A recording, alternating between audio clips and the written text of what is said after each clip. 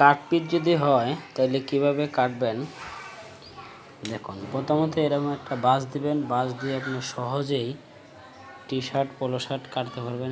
এরকমভাবে প্যাটার্নটা ফালাবেন, ঠিক আছে। এই যে বন্ধুরা দেখুন, প্যাটার্নটা এভাবে ফালিয়ে তারপর আপনি মার করে নেবেন, ঠিক আছে।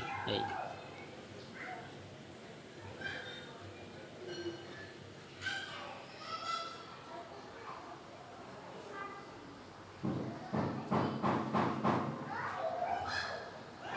মার করে নিয়ে এই যে মার করে এভাবে আপনি সব সাইডে এরকমভাবে মার করবেন, ঠিক আছে।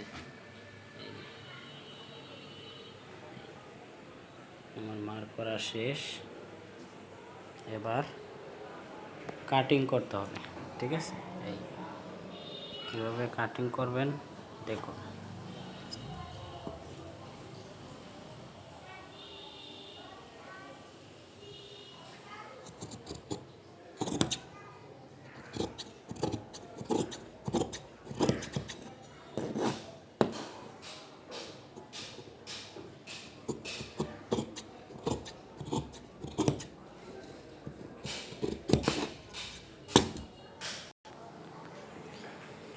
এই কাটিং করা শেষ আমার।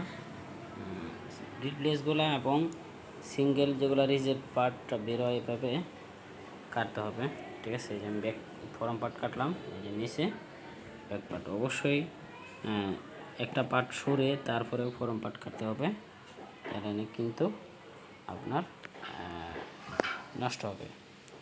আশা করি বন্ধুরা বুঝতে পারছেন। আল্লাহ হাফেজ।